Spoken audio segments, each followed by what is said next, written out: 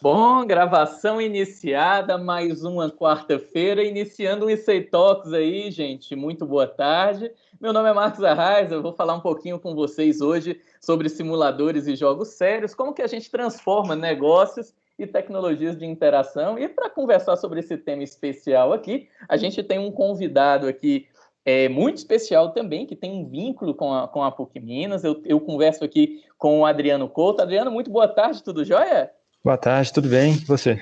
Tudo ótimo, graças a Deus, né? Vamos fazer um bate-papo aqui, né? Eu vou começar um pouquinho falando sobre a nossa temática, mas primeiro vou apresentar também o Adriano aí. Espero que tenha chegado aí essa telinha aí. Antes de eu me apresentar, vou apresentar o nosso convidado. O Adriano, ele é graduado em Engenharia Mecatrônica e mestre em Engenharia Mecânica pela PUC Minas. Atualmente atua como engenheiro de simulações virtuais na Stellantis, né, que foi a fusão da Fiat, né? Atuando diretamente com as atividades do SimCenter, aquele simulador que a gente tem no campus do coração eucarístico, né? Na área de desenvolvimento de handling, conforto, modelagem de sistemas de veículos. E também é docente, né? Já atuou como professor na PUC Minas e diversas matérias. Adriano, seja muito bem-vindo e obrigado pelo convite, pelo aceitar o convite aí para conversar com a gente aí. Eu que agradeço, Marcos. Fico feliz de poder participar com vocês. Não, muito legal. Acho que vai ser uma oportunidade muito boa dos meninos conhecerem outras fronteiras que os jogos podem chegar, né? Porque a gente tem muito clara a fronteira do entretenimento, né? Dos jogos da grande indústria, né? Os jogos AAA, mas a gente tem os jogos hoje entrando na engenharia, na arquitetura, na área de saúde, em diversas outras áreas, educação, psicologia, recrutamento. Agora, falando um pouquinho para como é que a gente tem... Eu queria agora também cumprimentar a todos os nossos alunos do ICEI, os nossos convidados da comunidade, sejam bem-vindos. Isso é um espaço do ICEI, de uma forma de integrar todos os cursos. É muito bom ter vocês todos aqui. Para quem não me conhece, eu sou Marcos Arraes, sou membro do colegiado do curso de Jogos Digitais, atuo na coordenação do curso de Jogos Digitais da Unidade da Praça da Liberdade. Trabalho com jogos há mais ou menos 20 anos da minha vida, tá? Eu sempre gosto de mostrar essas fotos aqui, para o pessoal ver que eu estou ficando velho e há quanto tempo eu trabalho com jogos. Aqui é a primeira empresa de jogos que eu trabalhei nos anos 2000. Eu sou esse aqui, tá? Com 17 anos de idade, desenvolvendo jogos utilizando tecnologia Pascal e Allegro. Eram jogos de azar que eram vendidos para cassinos russos na Letônia. Então, eu já desenvolvi muito jogo que tirou muito dinheiro de velhinhas aí, mundo afora, tá certo? Bom, mas depois de escrever algoritmos e randoms viciados na vida aí, né? Eu gostaria de falar também que sou ex-aluno PUC Minas, tá certo? Depois de trabalhar com jogos de azar, eu entrei para a área de jogos educativos, né? Um grande pulo, né? Parece que eu falei assim, não, depois de ter feito muitos jogos de azar, né, eu tenho que dar uma contribuição para a sociedade, e aí fui trabalhar com jogos educativos. O slide está um pouquinho desatualizado, já completou agora 20 anos de experiência em jogos digitais e interação humano-computador. Eu tenho hoje na bagagem mais de 500 jogos e conteúdos digitais produzidos, tá certo? Isso aí é uma fotinha do nosso Halloween lá na PUC. Professor Carlos Augusto, seja muito bem-vindo também, agora que é a nossa talk, né? Tudo jóia? Bom, outra fotinha aí dos nossos encontros com a galera de jogos da PUC Minas. Essa é o Global Game Jam. Eu sempre gosto de mostrar essa foto porque eu acho que o desenvolvimento de jogos está muito regado a pizza, Coca-Cola, açúcar, né, e viradas de noite, né? Eu sou doutor em informática pela Universidade Federal do Rio de Janeiro, professor do Departamento de Ciência da Computação da PUC Minas e, como eu disse, atuo na coordenação do curso de Jogos Digitais da Praça da Liberdade. Já desenvolvi projetos para iniciativas de terceiro setor, universidades, instituições públicas, privadas, Brasil afora. Já desenvolvi muitos jogos educativos para vários sistemas de ensino do país. Aqui tem um recorte das principais aplicações que eu já trabalhei com desenvolvimento de realidade aumentada, realidade virtual, realidade mista, né? Produção de conteúdos para EAD, inclusive para a própria FCA, o lançamento do MOB, eu que fiz o joguinho do MOB, das concessionárias. Então, há muito tempo eu trabalho na área de jogos educativos e eu trouxe até um recorte para vocês de alguns projetos que utilizam simulações, porque não com o propósito de entretenimento, mas com o propósito de formação, né? eu apresento para vocês aqui um case que ele é mais ou menos de 2012. É um case para a Polícia Militar do Estado de Minas Gerais, que ele usa a tecnologia de captura de movimentos, o Kinect, para transportar simulações policiais para dentro de um ambiente virtual, um ambiente em 3D, onde ele realiza algumas práticas simuladas, como entrar numa favela, desmontar uma bomba, realizar alguns treinamentos físicos antes dele ir para o treinamento em campo, tá? Essa mesma tecnologia, ela funcionou tão bem que ela foi adaptada também um ano depois para o mascote da Polícia Militar do Estado de Minas Gerais. A gente utiliza o Kinect para fazer a captura de movimento, a captura labial, né, para fazer o lip sync, e aí o personagem fala de acordo com o movimento da fala e movimenta braços, pernas, de acordo com o movimento do corpo, e ele era utilizado para trabalhos de educação no trânsito, para falar sobre combate às drogas em escolas e shoppings de Minas Gerais toda, né? Então foi um sucesso, é um dos cases que eu trago assim no coração, porque foi um case apresentado num congresso nacional de todas as polícias do Brasil, se vocês olharem aí na direita aí. Também trabalhei com a Secretaria de Desenvolvimento Humano, Secretaria de Educação, desenvolvendo o jogo da Lei Maria da Penha, tá? Ele não é realidade virtual nem realidade aumentada, mas também é um case da área de jogos. Durante pelo menos 5 anos desenvolvi os materiais do grupo Bernoulli e mostrando um pouquinho também de como a gente pode utilizar esses dispositivos para construir jogos que não são de entretenimento, mas sim sérios. Eu mostro um case aqui de um projeto que teve o apoio da PUC Minas, desenvolvido pela doutora Patrícia, que utiliza também o Kinect para recuperação motora de pessoas lesionadas, né? Então, você teve uma lesão em algum músculo no braço, então você consegue utilizar jogos para poder você fazer a reabilitação. E aí, o que a gente vê hoje, o que o Adriano mexe diariamente, o que a gente viu explodir nos últimos 10 anos, é que hoje os dispositivos de interação, tipo assim, todo dia, né, Adriano, surge um troço diferente, né? Eu Verdade. até que às vezes eu estou na aula, né, Adriano? E aí chega o menino, professor, você já viu tal coisa? Eu falo assim, você nunca viu aquele trambolho na vida. Então, hoje você tem dispositivos que capturam movimentos, você tem sensores de imagem que lê com precisão gestos, tem reconhecimento de voz, além da realidade aumentada, do reconhecimento por comandos de voz, dispositivos táteis, de toque.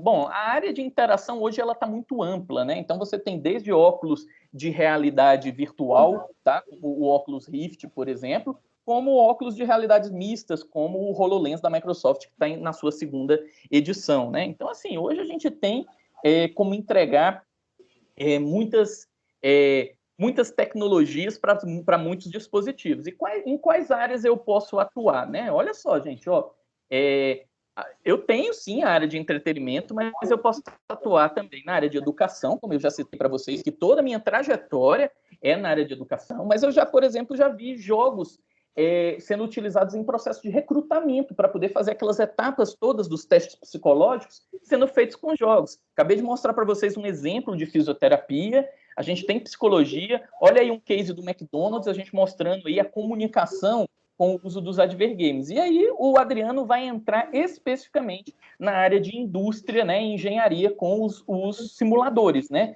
que utilizam realidade virtual, realidade aumentada, né, a arquitetura também, a gente está vendo o vídeo aí agora, mostrando um case de como eu montar um ambiente, né, antigamente você precisava contratar, né, você ia fazer todo um projeto, aí tinha que fazer uma maquete, né, que era em isopor e tudo, e hoje a gente consegue fazer muita coisa utilizando simulação computacional, né, gente?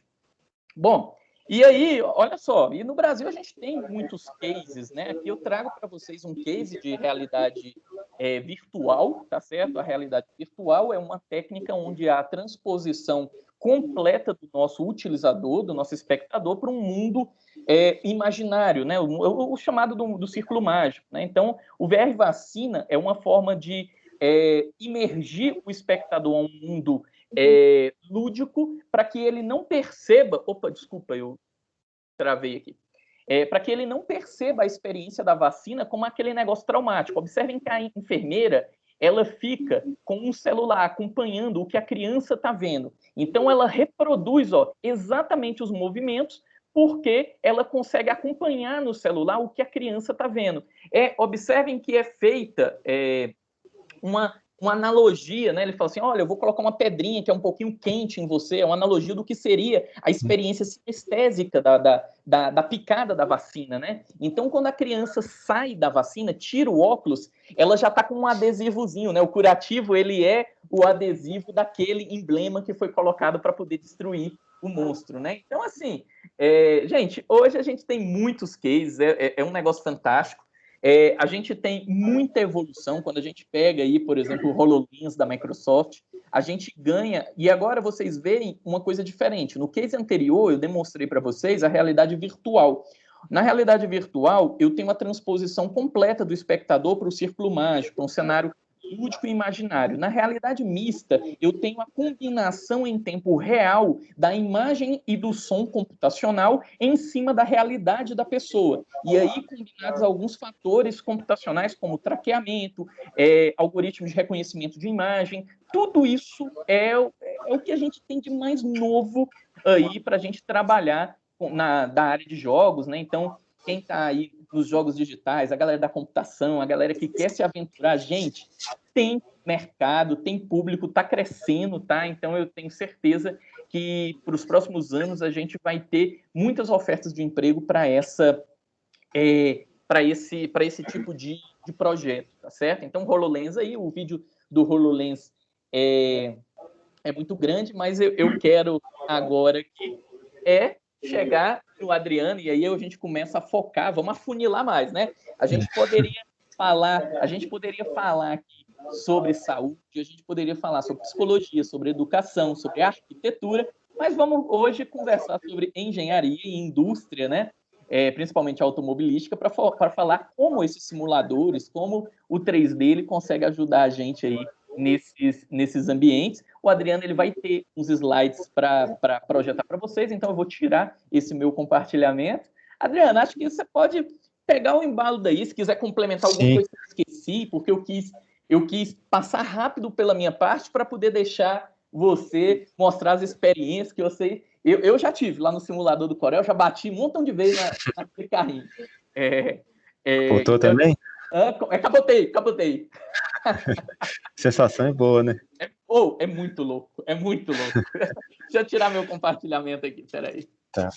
Mas já pegando o gancho com você, que você disse, o simulador é apenas uma das ferramentas, né, virtuais que a gente tem lá agora Stellantis, né, a gente fundiu com a PSA, a FSA com a PSA, então agora o nome Stellantis.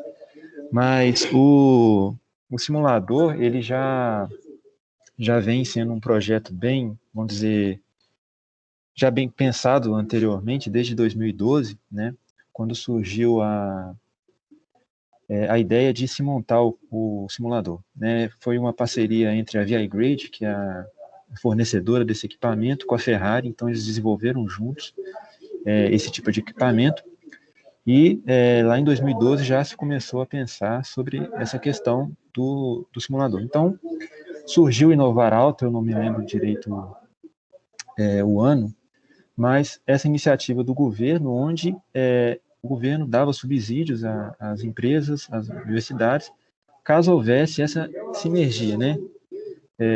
A empresa com a universidade. Então, a gente viu isso como um facilitador, né, para a gente poder estar construindo o simulador aqui na PUC Minas.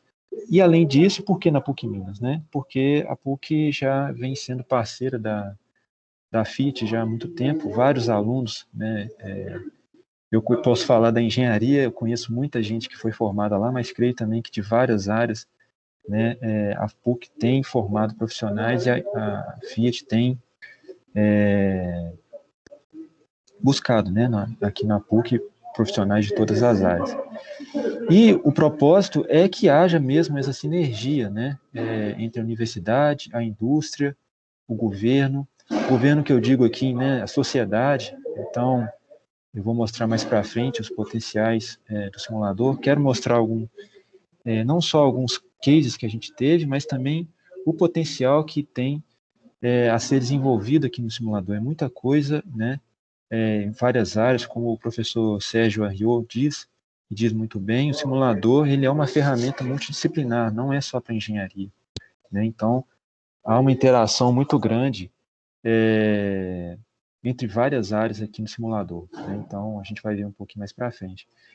E também, né, não só entre a empresa e a universidade, mas também com a sociedade, né? Então, quando a gente fala em segurança veicular, poder testar veículos mais seguros aqui no simulador, isso vai beneficiar também a sociedade, né? Construir estradas mais seguras, pontos nas estradas com determinada marcação ou iluminação, né? Tudo isso a gente traz como benefício também para a sociedade. Essa aqui é uma foto do simulador, só dando um overview, né, de como que é a estrutura do simulador. A gente tem projetores, né, que vão, obviamente, projetar aqui a tela né, a pista, o cenário que a gente vai estar mostrando aqui.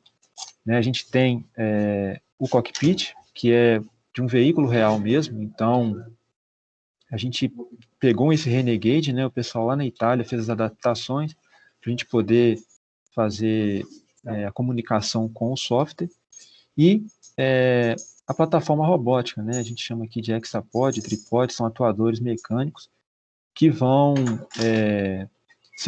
emular o movimento do carro, que é um carro virtual. Então, é ela que vai passar a sensação para o motorista que vai estar dirigindo aqui no cockpit. Então, o motorista ele dá o input no volante, no acelerador, né? O carro lá virtual vai ter uma movimentação e quem reproduz é a plataforma, né? Então, a gente tem todo um ambiente aqui para imergir esse piloto na simulação para que ele se sinta realmente o mais próximo possível de uma situação real.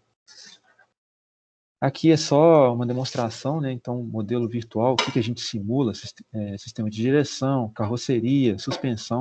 Então, tudo isso é modelado virtualmente, né? Então, quando o piloto ele dá algum input, alguma entrada no volante, acelerador, esse modelo vai responder de alguma forma. Então, tem toda uma tratativa que a gente tem que ter com esse modelo para que seja o mais fidedigno possível. Eu vou mostrar também como que são esses processos. Então, basicamente, a estrutura de softwares aqui do SimCenter, ela se divide, né, na parte de modelagem multicorpos, a parte de simulação em tempo real, que é imprescindível aqui no simulador. Então, estou falando aqui de 1 milissegundo, né, então eu tenho que fazer com que a simulação me responda, né, então eu dou um giro no volante e eu preciso que o carro responda imediatamente, né.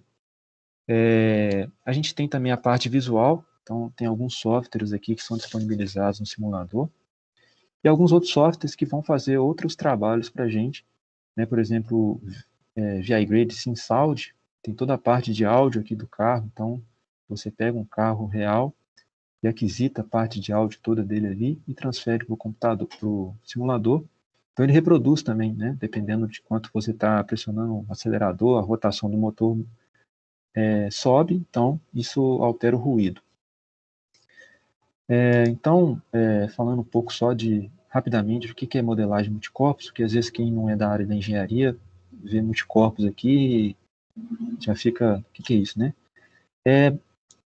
De uma forma básica, multicorpos é a modelagem de um sistema mecânico, né, formado por várias partes, então vários corpos, e esses corpos podem ser rígidos, né, ou flexíveis. Quando eu falo rígidos, eles podem ter deformação, eles não podem ter deformação, aliás, e quando são flexíveis, eles sofrem deformações. E eles são ligados por juntas mecânicas, então essas juntas é que vão permitir a movimentação entre essas partes. Então, para ficar mais claro, né, entre o pneu, roda, pneu e a carroceria, a junta que liga esses dois corpos, né, seria a suspensão. Então, ali é uma mola, é o amortecedor. Então, eles são as juntas mecânicas que fazem a ligação entre esses corpos, né, que podem se mover como corpo rígido, né, um corpo sem deformação. Então, ele se move ali no espaço tridimensional, né, X, Y, Z, e rotaciona em torno desses eixos. Aqui é só um exemplo, né, de como que é uma simulação, né? Então a gente analisa as cargas nos pneus, analisa comportamento para vários tipos de geometria da suspensão, vários tipos de mola, amortecedores, né? Então, um case muito interessante que a gente tem aqui no simulador, a gente tinha um veículo, né? Precisávamos definir o elemento que liga a roda, né? A roda ao braço que sustenta a suspensão, e a gente precisava definir a geometria. Então, ao invés de construir vários dispositivos, né, industrialmente, fazer que demora muito tempo, a gente conseguiu avaliar essas geometrias no simulador, várias delas, e no final obteve 3 que a gente mandou construir, e essas 3, né, já tinham um comportamento bem satisfatório para os pilotos de teste, e com isso a gente conseguiu diminuir bastante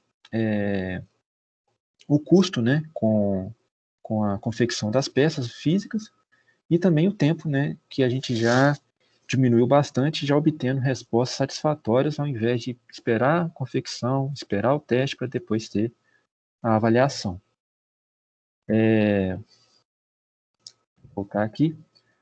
Falando de simulação em tempo real, né, a maioria aqui vai entender muito melhor do que eu, né, por ser da área, mas basicamente é um conceito que a CPU, né, o computador, ele vai realizar suas operações não somente levando em conta a lógica correta, né, mas também o instante em que cada uma dessas lógicas vai acontecer.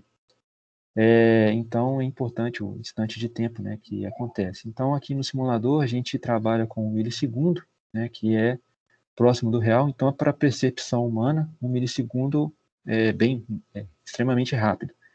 Então, existe todo um aparato aqui específico para estar possibilitando essas simulações em tempo real, tá? Acho agora a parte mais interessante, né, que a imersão visual que a gente tem aqui no simulador, e que eu quero também mostrar os potenciais que a gente tem, são 3 softwares, deixa eu só voltar aqui, que é o GraphSim, que é o que a gente usa aqui atualmente, né, que a ViGrade disponibiliza para o simulador. Temos também o WorldSim, que é um outro software, nós não temos aqui, mas tem um potencial muito grande. E o Scanner, que creio eu que o WorldSim foi baseado, né, teve como inspiração, é um outro software, nós temos ele aqui para a criação de cenários urbanos, simulações de veículos autônomos, né? Então, esses vídeos aqui trazem um pouco desses softwares, né? E o que é importante disso aqui? É justamente quem vai dar, além da movimentação da plataforma robótica, a imersão para a pessoa, né? Para ela estar vendo a estrada onde que ela está dirigindo, né? Então, o cenário que ela vai estar ali imersa são esses softwares que vão comandar, né? Então, no caso do GraphSim, ele é um pouco fechado para edição, mas o WorldSim, o Scanner, tem alguns vídeos para frente, você consegue montar cenários. Então, por exemplo, aqui no vídeo, né, tá aparecendo um rapaz atravessando a rua, né? Então, eu posso determinar um trigger que esse pedestre vai começar a atravessar a rua, né? E com isso detectar se ali é um ponto de perigo, né? Se eu devo colocar uma faixa ou devo colocar um semáforo ali, né? E com esse WorldSim e com o Scanner também, que está no próximo slide, eu consigo criar esses cenários, tá? E o interessante é que a nova versão do Scanner, ela já é feita no Unreal. Então, você consegue montar várias condições, não só de tráfego, mas também de clima, né? Então, eu posso colocar chuva, colocar neve, mas eu colocar neve ou chuva aqui não significa que se eu passar com o mesmo carro que eu estou sempre testando no seco, vai funcionar, tá? Então, aqui, por isso que eu falo que é multidisciplinar. Se eu coloco uma chuva ou coloco uma pista, né, onde nevou, o atrito ali dela vai diminuir. E então isso significa que eu não posso usar mais o mesmo pneu que eu estava usando no modelo. Então eu tenho que fazer essa alteração para que o modelo do pneu também entenda, né, que além do atrito da pista estar menor, o comportamento dinâmico dele, né, também tem que ser diferente, porque é uma situação diferente de um piso seco.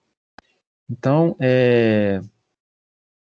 quero mostrar isso também para, né, a gente entender como o potencial da ferramenta. A gente vê vários vídeos no YouTube, né, pessoas trabalhando com Unreal e modelos de dinâmica veicular, associando as variáveis desse modelo num modelo na casca do veículo, né, que responde de acordo com o que o programa de dinâmica calcula, né? Então, é uma ferramenta muito poderosa.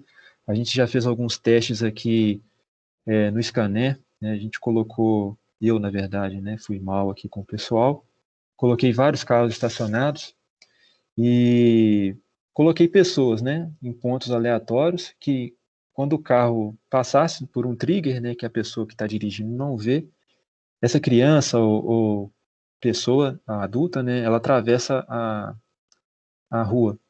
Então, já várias vezes o pessoal assustava, né? A pessoa saía do nada de trás do carro e assustava. Isso é importante para a indústria, porque a gente tem que saber, né, os sistemas de controle, se vão conseguir atuar no tempo certo, também avaliar a pessoa que está dirigindo, né, o tempo de resposta dela, dado uma situação inesperada, como que vai ser o comportamento dela.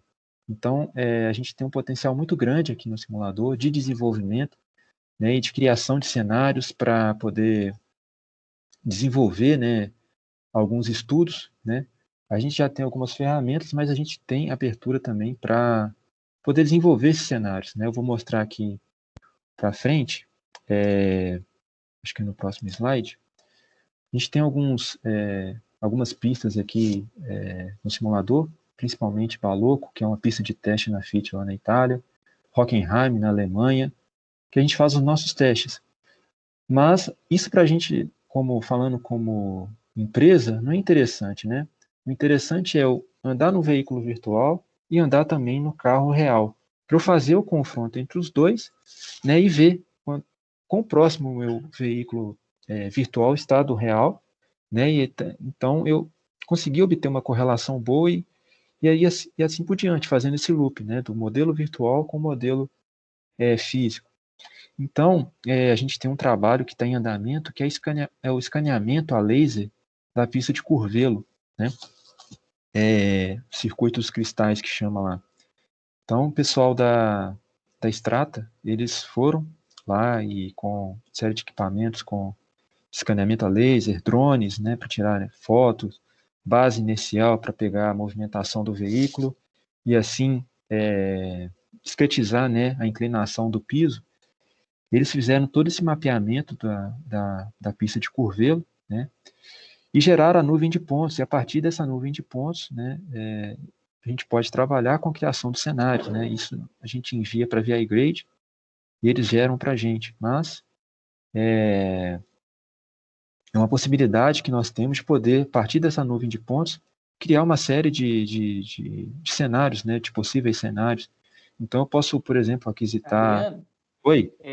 eu achei super interessante essa parte e tenho certeza que os meninos de jogos já observaram isso, porque, por exemplo, Kinect, todas essas tecnologias que têm ou luz estruturada ou então câmera de profundidade, ela gera nuvem de pontos, né? Uhum. E aí o que é que acontece? Precisa de um artista, de um modelador depois para pegar esses pontos X, Y e Z e traçar a malha por cima, né? Então, se você Justamente.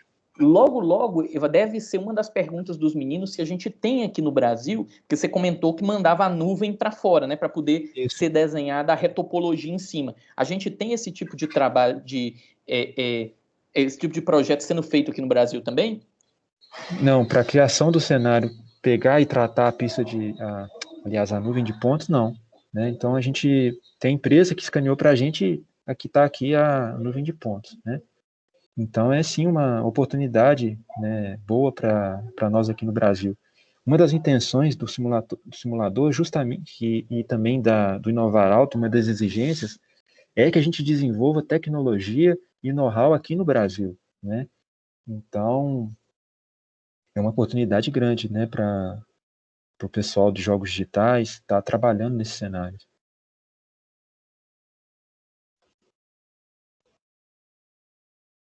Deixa eu só voltar aqui. E em outros aqui, que eu chamei de outros, né, porque são outros trabalhos que a gente pode ter aqui também, né, já falando dos cenários, para veículos autônomos, né, que está agora em alta, né, a Tesla e outras empresas aí trabalhando fortemente, também a Stellantis já também trabalhando fortemente nessa parte de veículos autônomos, que é a tendência, né, daqui a uns anos nós não vamos precisar preocupar em pegar o Uber e ver a cara da pessoa, porque o carro já vai estar dirigindo sozinho. Então, a gente precisa de alguns softwares auxiliares, MATLAB, Vector, né, que fazem interação com a rede do carro, que a gente chama de rede CAN. Então, é o ADAS, né, o scanner, como eu disse, é um software também projetado para isso, para trabalhar com ADAS. Então, a gente tem lá sensores, câmeras, LiDAR, tudo isso para detectar um carro virtual, né? Mas dentro disso aí, a gente tem também a validação de, por exemplo, câmeras, né? Então eu preciso de todo um aparato específico para colocar a minha câmera real, né? E na tela que ela estiver observando, aparecer a imagem do cenário, né, em si. Então, é toda uma tratativa especial que a gente deve ter na imagem, no cenário e também na própria tela, para que essa câmera se comporte de maneira adequada e a gente consiga mensurar, né, a eficiência desse dispositivo real que é a câmera, né? Outro trabalho também importante que a gente já executou aqui também no simulador foi a integração de uma direção eletrônica, direção elétrica, aliás. A gente conseguiu pegar a parte elétrica, né, da direção e fazer com que ela atue na direção do cockpit, recebendo dados de input da simulação, né? Então a gente teve uma resposta muito boa, né, na questão do que a gente chama feeling de direção, né, a percepção do motorista ali, com relação ao que a direção está passando para ele, né, bem mais interessante, se aproxima do real. Isso é que a gente chama de hardware in the loop, né? A gente falou ali de real time, de simulação em real time. O hardware in the loop é justamente isso, é simular centrais do carro, né, em tempo real, utilizando dados vindos de simulação, né? A gente também está em andamento trabalhos com sistema de estabilidade, que é o SC, né? Tudo isso a gente já tem visto resultados que nos permitem ter melhoras na avaliação, melhoras no poder de decisão, no poder de falar, por esse caminho aqui que eu vou prosseguir. Então, o simulador tem beneficiado de muita grande valia nesse sentido, né? Mas só como eu disse, é um ambiente totalmente multidisciplinar. Então, não só para engenharia, né, mas também jogos digitais, sistemas de informação, engenharia elétrica, engenharia civil, psicologia, medicina também, né? Tudo isso a gente pode testar aqui efeito de álcool no motorista e fazer esses testes, né? Um ambiente controlado. Então, é um ambiente muito integrativo que a gente precisa, né? Nós aqui que estamos próximos aqui na universidade, né? E essa comunicação com a empresa, entender é um sistema integrado. Né? Então, a gente precisa da junção de várias áreas, né? Então, a mecânica vai lá desenvolver o carro, mas eu preciso de um cenário que me faça sentir uma imersão, né? Que me passe uma sensação de profundidade ali na pista, uma sensação de velocidade, né? Real ali. Hoje, no simulador, essa sensação de velocidade longitudinal, ela não é tão agradável, né? Não é tão perceptível e parecida com o que a gente tem no veículo real. É muito boa, já dá para a gente tirar várias conclusões, mas a gente ainda falta aquele a mais assim para a gente poder trabalhar. Então, é um sistema que tem várias possibilidades para a gente em várias áreas. Então, não sei se eu passei do tempo aqui. Não, tá excelente. A gente os meninos já estavam ali perguntando se já estava na hora das perguntas, né? Agora Eu fiquei super curioso aqui, dá para ver essa sinergia entre várias áreas, né? E vamos abrir agora para o nosso momento de dúvidas aqui. O Daniel já tinha um ali para mandar no chat, que ele já estava perguntando se ele já podia fazer, né? Então, gente, quem está ouvindo a gente aí, já pode mandar as dúvidas que vocês tiveram aí, principalmente se for dúvida técnica, né? Alguma pergunta sobre. Não, o Daniel já estava com um bloco de notas aberto fazendo a pergunta, só deu Ctrl+V ali, né?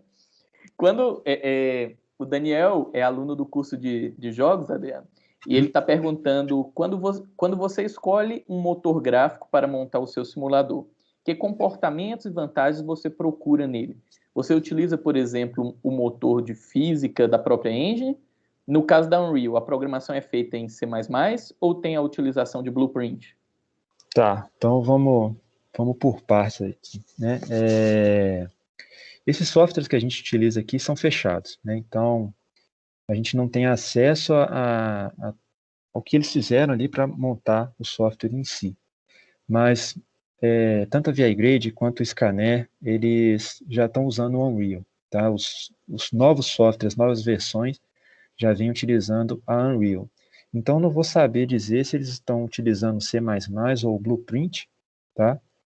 Mas o que eu sei é que eles usam a Unreal, tá? Como motor gráfico. E com relação a vantagens que a gente procura, eu acho que o principal aqui no simulador é a gente se preocupar com o real time, né? Então, o meu cenário, ele todo tem que estar voltado para que eu não tenha perdas, né? Em utilizar um cenário muito bonito, mas que ele vai travar ali na hora da simulação. Então, acho que é o desempenho em si do cenário, né? Do software, em me fornecer essa questão do real time. Tem outra empresa, chama, não sei se é Raptor Pro, alguma coisa, eu tenho que me lembrar. Mas eles têm uma parte gráfica muito, muito boa, né? Você consegue ver algumas texturas no cenário e mesmo assim trabalha em real time, né? Então, acho que a preocupação principal é essa. E a física, né? A física a gente usa o solver o software que a gente usa aqui é o K-Real Time, que é o software de multicorpos. É ele quem vai me dar a física toda do meu sistema. Então, ele vai passar, olha, o piloto girou o volante 30 graus, a roda teve esse comportamento, passou no buraco, ela caiu. Então, ele passa esse deslocamento da roda e o software gráfico copia, né, esse deslocamento e mostra no visual. Ô, Marcos. Opa. É o Rudy aqui falando da Fiat, beleza? Opa, Rudy, tudo jóia? Gente, o Rudy apresentando para vocês. E cadê? Você tá com a câmera ligada? Liga a câmera aí para... Deixa eu ligar, então. Eu tô junto com o Adriano aqui. Você tá com... bacana. Gente, o Rudy trabalha junto com o Adriano, os dois trabalham no simulador. Ele quer passar para os meninos um pouco da expertise aí, Rudy? Completando o que o Adriano falou, acho que vai ter que colocar no... tem que tirar meu... Tá. Então, completando o que o Adriano falou, vocês conseguem me escutar bem? Perfeitamente agora. Que às vezes é uma dúvida, até que quando a gente conversou um pouco com o Arthur, né, na época que o ano passado, foi mais em 2019, né, Arthur? E a pandemia atrapalhou bastante a gente aí, no que a gente estava pensando em fazer. Até no final de 2019, início de 2020, aí depois a gente teve que, né, quietar um pouco fácil, esperar um pouco as coisas melhorarem. Mas a nossa ideia, pessoal, aqui você imagina o seguinte, aqui, né, que acho que o pessoal de jogos pensa assim, tem um motor gráfico, né, e tem a parte de simulação da física dos objetos, né? Quando a gente vai fazer, imagino, né, se me corrigem se eu estiver falando besteira, Marcos, mas quando vai fazer o jogo, né, às vezes você aproveita toda a estrutura de uma Unreal ou de uma Unity, né, que tem toda essa, vamos dizer, tem um código-fonte ali embutido que você não precisa tanto trabalhar. As minhas bibliotecas físicas, elas, toda a parte de comportamento padrão, de gravidade, as dinâmicas de corpos, já vem tudo embutido dentro do meu motor, né? Então, se por um acaso... Aí o que acontece nos motores para jogos é que se um jogo específico ele precisa usar algum tipo de simulação física que não é oferecida por padrão dentro do motor, ele tem a possibilidade de estender essa funcionalidade escrevendo uma biblioteca à parte, né? Mas todo o comportamento padrão de cinética, movimentação, deslocamento, resistência, está tudo dentro do motor. Aí, se eles querem desenvolver alguma coisa que foge, né, de algum fator físico convencional, tem a possibilidade de escrever fazendo no código mesmo. Isso. Então, aí esse que é vamos dizer, o problema aqui do simulador, é que a principal função do simulador é justamente a simulação da física, né? E essa simulação da física, ela segue o que o Adriano falou, que é o código, o Real Time, né? Que é justamente, né, como o próprio nome diz, ele é focado para simulação em tempo real. Né? Então, ele tem o carro é modelado da forma mais, vamos dizer, completa possível, mas, ao mesmo tempo, tentando simplificar ao ponto de você conseguir rodar em tempo real. E tem um dos grandes, além de tudo isso, né, da mecânica, a física ter que ser simulada precisamente, ela tem que ser simulada a cada milissegundo. Eu tenho informação na rede, que essa informação tem que vir né, o piloto deu um grau de volante ali. Em 1 milissegundo, essa informação tem que chegar no modelo e tem que responder o que esse 1 grau de volante fez no veículo, né? E um dos gargalos, né, que a gente tem hoje é a interação do pneu com o solo, que é uma matemática mais complicada, né, uma física mais complicada, que ela tem que ser simulada em tempo real. E, né, dependendo da aplicação, vamos dizer, o Adriano falou bem lá da parte, né, de simulações de ADAS, né, que são essas simulações que a física às vezes é um pouco mais simplificada, mas tem a parte mais de sensoriamento que é complicada. Beleza. Agora, quando eu tenho problemas, né, que eu tenho a iteração eu quero simular a física de um veículo andando em piso irregular e que o piloto consiga interpretar essa irregularidade do solo. Eu preciso de um pneu mais complicado ainda do que é o normalmente usado, e a indústria automotiva vem trabalhando nesses pneus, né, nesses modelos de pneu, e trabalhando na evolução agora desses modelos de pneu versão real-time, né? Então, em alguns casos, eu tenho uma máquina para cada pneu. Então, eu tenho 4 máquinas para rodar em real-time, que é o que consome bastante processamento nosso, em alguns casos. Então, esse é que é o problema, vamos dizer. O motor gráfico acaba ficando em segundo plano. Ele tem que fazer aquilo para fazer a imersão do piloto, né, de quem está dirigindo ali, mas o foco é na física, né? Então, eu estou entendendo, Rudy, que o foco é que o poder computacional ele fique na parte lógica, operação matemática e na entrega do cálculo eficiente, né? Que a parte da imersão, ela fala assim, ó, isso aqui é um plus sinestésico para o piloto que vai estar lá no cockpit, mas eu não preciso renderizar o gráfico em ultra realista, porque senão eu vou ter gargalo computacional lá para a parte física e matemática, que é o que realmente importa dentro da simulação, né? Isso, então é como se tivesse aqui a máquina central aqui, né, que roda o Sim Workbench, ela manda, né, ela recebe um input e manda para cada processador fazer sua parte, e manda com o processador gráfico também. Então é como se fosse o manager ali, né, que estivesse recebendo todos os outputs para depois voltar para a tela, né, para voltar para dar resposta, né, o output. E se chegar na parte gráfica, todo mundo deu suas respostas, a parte gráfica falou assim, aí, cadê o computador da parte gráfica? Estou terminando de renderizar aqui. Não dá. Aí o que vai acontecer? Vai pular frame. Vai dar overrun, né, Adriano? E aí começa a ter problema, o piloto começa até a passar mal, né? Que ele vai andar e vai ver a tela, às vezes, dando uma pulada ali, uma pulada de frame. Que são os atrasos comuns que a gente tem na realidade virtual, né? Quando a gente pega dispositivos de realidade virtual que, por exemplo, utilizam o celular, né, como processamento, que é o caso do VRBox, né? O professor Arthur Moll, inclusive, no projeto de doutorado dele, ele trabalhou com o VRBox, eu acho que ele pode trazer cases disso, e muita gente tinha náuseas, né, para usar o negócio simplesmente porque o celular ele tinha uma latência muito grande no processamento, né? Então a pessoa ficava um pouco que atordoada usando aquele troço, né? Exatamente. Então é exatamente a mesma ideia. Então, tipo assim, aí o desafio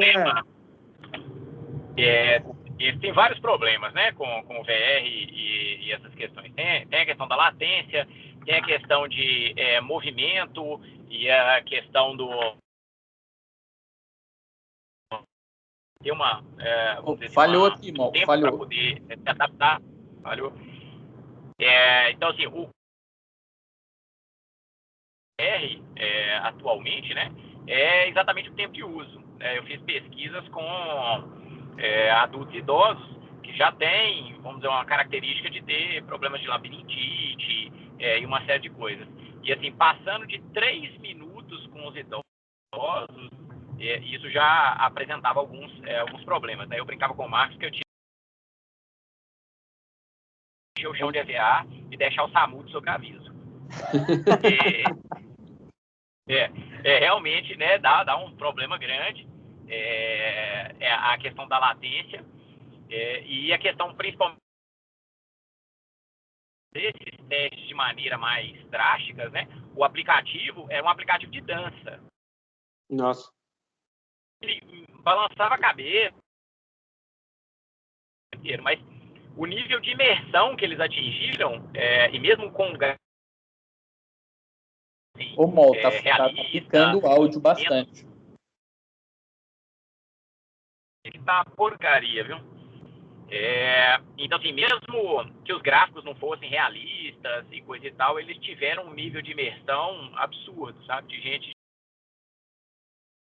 na casa dançando com a minha neta e coisas assim. Então, foi uma pesquisa em VR aí que rendeu, assim, bons resultados, né? Para mensurar. E o objetivo era exatamente esse, tirar essas métricas, né? Legal. E só para dar o Arthur veio aqui algumas vezes, né? Ele viu aqui a estrutura, o hardware e o software aqui, né, Arthur? O Arthur até brincou que a parte gráfica aqui é até muito simples, né, Arthur? Do que a gente... Se a gente pegar o hardware que a gente tem hoje aqui, nós temos quantas máquinas gráficas? 4 ou 5? 5 máquinas gráficas. Cada uma tem 2080 Ti. Não, normal. Normal. duas GTX 1080. Em SLI. A parte gráfica realmente. E você vê assim, você olha assim, não, poderia ter, né? A gente vê assim a performance do negócio, você fala assim, poderia dar mais, entendeu? Entregar mais. Com o hardware que a gente tem aqui, a gente consegue entregar mais. Se fosse um negócio mais bem otimizado, sim, mas o que manda pra gente aqui, por exemplo, a gente tem que rodar, a gente já testou, né, Adriano, rodando em 60 frames por segundo, você fala assim, mas pra que eu preciso mais de 60 frames por segundo? E você vê nitidamente a queda de desempenho quando você está em 60 frames. O ideal, a gente sempre roda aqui a 120 frames. Eu não sei que resolução, que é imensa, né? A resolução. O que é 2500, 2.5K, né? Por cada projetor. Retina um pouco maior, um pouquinho maior que a retina. A gente tem mais pergunta aqui, deixa eu ir passando, senão dá o nosso tempo e a gente não passa as perguntas dos alunos. Debrinha, tudo jóia? Seja bem-vinda. Tem uma pergunta aqui da nossa ex-aluna.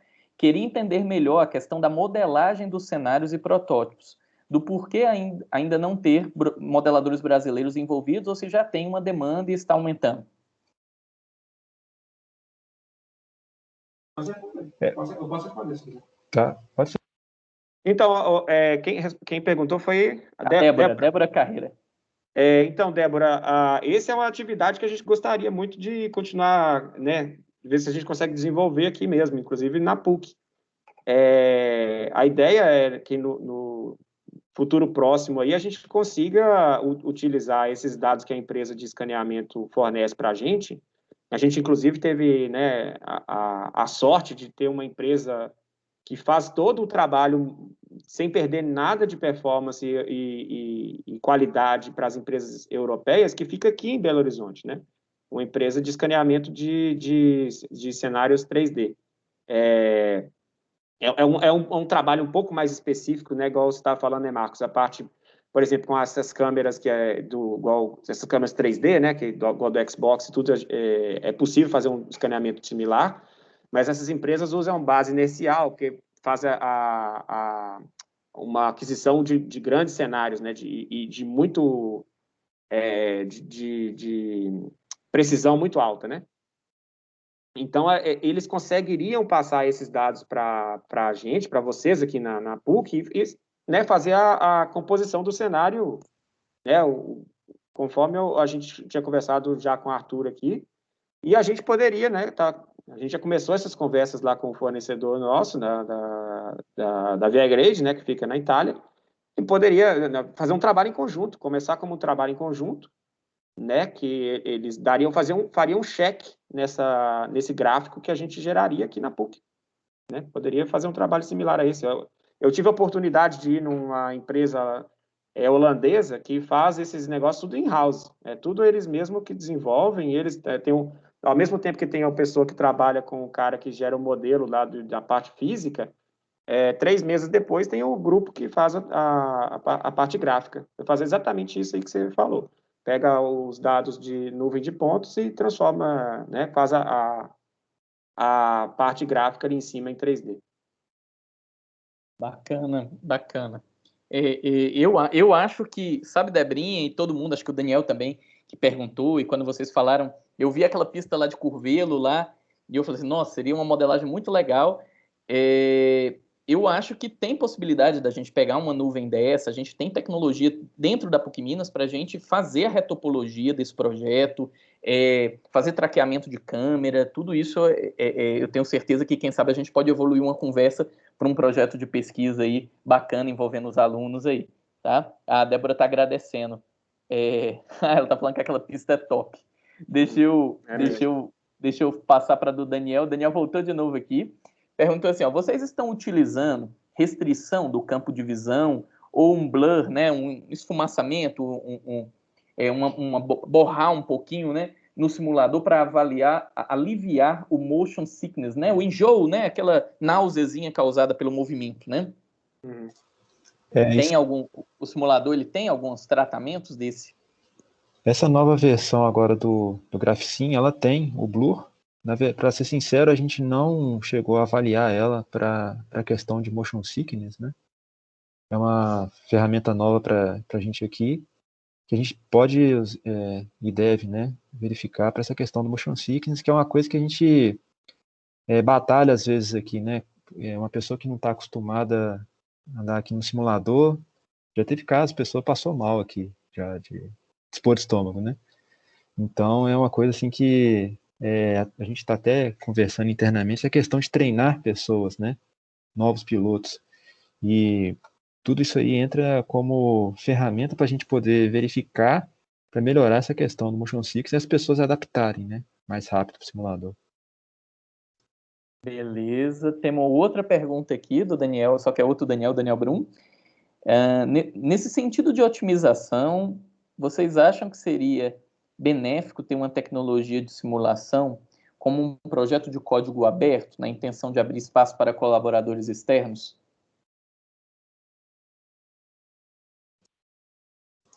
Eu vejo assim que é importante, né? Acho que o sentido do simulador é a gente criar essa tecnologia aqui dentro, né? A gente, igual o Rui estava falando, a questão do escaneamento de Curvelo, a gente ficou procurando lá fora e tudo, e aí a gente ficou sabendo aqui, ó, uma pessoa de uma outra empresa falou, tá, tem Strata lá em BH. Então a gente tem muita gente capacitada, tem muitas empresas que já fazem determinados serviços, então a gente tem que focar, né, também em desenvolver aqui no Brasil, né, esse tipo de tecnologia. E completando o que a Adriano está falando aí, assim, se a pergunta fosse direto para mim, e eu sempre sou a favor do código aberto para tudo. Mas tem também, querendo ou não, nesse caso a empresa desenvolveu o simulador, né? Querendo ou não, eles têm que, vamos dizer, É o ganha-pão deles, né? Vender simulador, né? É um belo ganha-pão, mas querendo ou não, eles precisam monetizar, né? Então, como falaram aí. É um Então, negócio. então tem Eu, tipo assim, a parte eles dividiram em clusters, né? Tem a parte que eles chamam, né, GraphSim, né, o DriveSim, o Car Real Time, são clusters, né, do mesmo software que vai controlar cada uma parte do simulador. É possível, igual trabalhar, por exemplo, a gente, né, aqui na PUC, aqui, vamos supor, vocês gerarem um GraphSim, né, um outro software que vai fazer interação a parte gráfica do simulador. É possível. Aí você tem, né, fazer essa interação. Eu acho que é até interessante, porque, querendo ou não, a gente trabalha, aprende muita coisa, mas no final das contas a gente tem que comprar e vender, né? O mundo é comprar e vender. E acho que essa interação, por exemplo, né, uma empresa aqui que vocês, vamos supor, faz uma spin-off aqui na PUC, uma startup, de uma empresa que vai fazer isso, vai fazer uma parceria lá com a VA Grade, beleza, a VA Grade tem um parceiro aqui no Brasil, né, que faz esse tipo de coisa e vai poder, vamos supor, é caro pagar em euro lá para o pessoal gerar gráfico, então paga aqui em reais aqui no Brasil para o pessoal gerar gráfico aqui para outros lugares, até quem sabe para a Europa mesmo, para os Estados Unidos, esse tipo de coisa.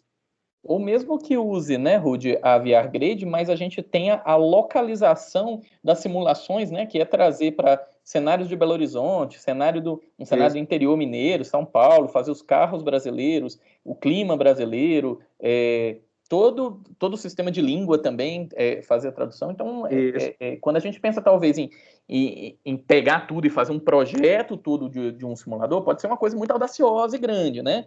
Então, talvez começar pequeno, fazendo uma parceria, via Grade, assim, vamos descobrir qual o formato do arquivo, como é que a gente faz a localização para a gente começar a ter um simulador bem nacional mesmo, e aí depois a gente entra nos outros módulos, no módulo físico, no módulo de eye tracking, e aí assim sucessivamente, né?